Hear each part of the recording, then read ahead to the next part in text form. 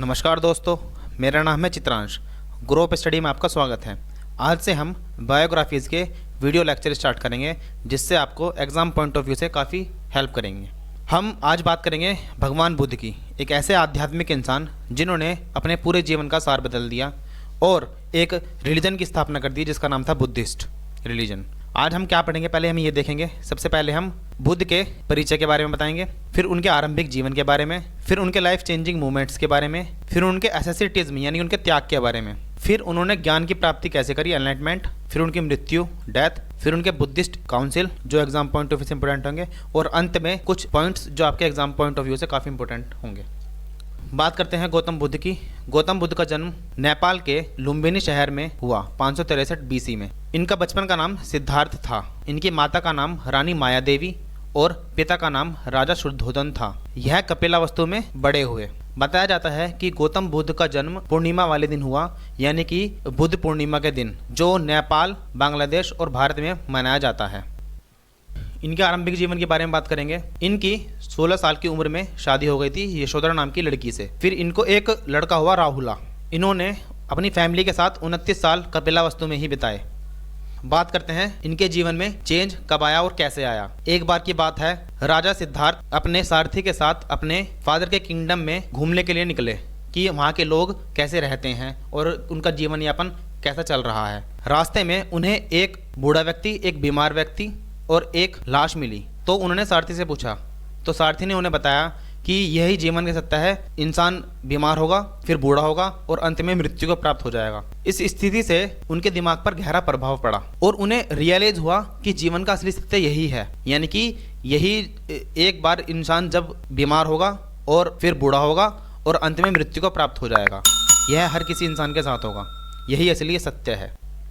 इस स्थिति को देख के उनका दिमाग पूरा चेंज हुआ और उन्हें पुनर्जन्म का सिद्धांत समझ में आया। इस स्थिति को देख के उन्हें पुनर्जन्म के बारे में पता चला और यह पाया कि इंसान इस जीवन में आएगा, फिर पुनर्जन्म लेके दोबारा मोक्ष को प्राप्त होगा और फिर दोबारा इस धरती पर आएगा और ऐसी यही साइकिल चलती रहेगी। वो फिर अपने घर को छोड़ के सत्य की खोज में 29 साल की उम्र में निकल पड़े।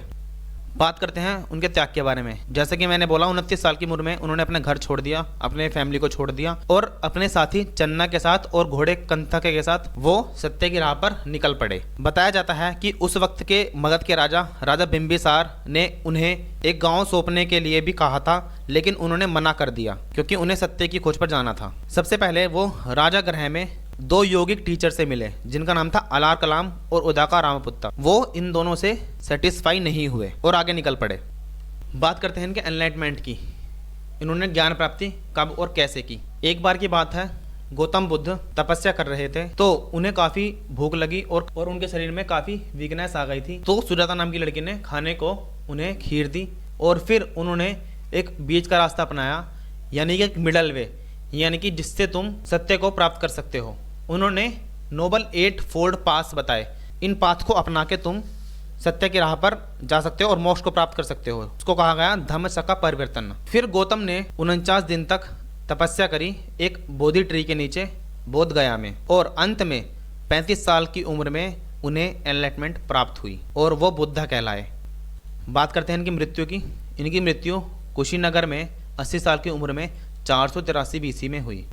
यह कुछ इंपॉर्टेंट बुद्धिस्ट काउंसिल है। फर्स्ट काउंसिल हुई थी राजगृह में 400 बीसी में। उस वक्त राजा थे अजातशत्रु और प्रेसिडेंसी जो काउंसिल की करी थी वो करी थी महाकश्यपा ने। सेकंड काउंसिल हुई थी वैशाली में। ये जगह और सन दोनों आपके लिए paper of point of view से इंपॉर्टेंट होंगे, और राजा भी और प्रेसिडेंसी भी। सेकंड काउंसिल 383 बीसी में हुई थी, जिसके राजा थे उस वक्त काल अशोका और प्रेसिडेंसी करी थी साबाकामी ने। थर्ड काउंसिल हुई थी पाटलिपुत्र में 250 बीसी में। उस वक्त राजा थे अशोका और उसकी प्रेसिडेंसी करी थी मोगालीपुट्टा तिस्सा ने। फोर्थ काउंसिल हुई थी कश्मीर में 72 एडी में।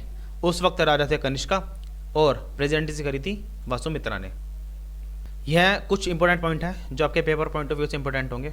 जैसे बुद्धा के बर्थ को कहा जाता है लोटस और बुल। इनके ग्रेट डिपार्चर को, यानी कि जब इन्होंने 29 साल की उम्र में घर छोड़ा तो उसे बोला गया महाभिनिश कर्मना। जब इन्होंने पहला उपदेश दिया सारनाथ में, उसको बोला गया धम्मचक्र परिवर्तन। इनकी डेथ को बोला गया महापरिनिर्वाण, यानी कि मोक्ष की प्राप्ति। इनका ओरिजिनल नाम सिद्धार्थ था। जन्म 563 बीसी लुम्बिनी में, नेपाल में। इनके फादर का नाम राजा शुद्धोधन था, माता का नाम रानी और माया देवी था। लेकिन माया रानी जो थी वो बचपन में ही इनको जन्म देके ही मृत्यु को प्राप्त हो गई थी। फिर गौतमी ने इनका पालन पोषण किया। इनकी मैरिज यशोधरा नाम की लड़की से हुई 16 साल की उम्र में। इनके बेटे का नाम राहुला था। इनके घोड़े का नाम कंथका था। इनके योगिक टीचर का नाम था अलार कलाम और उदाका रामपुत्ता।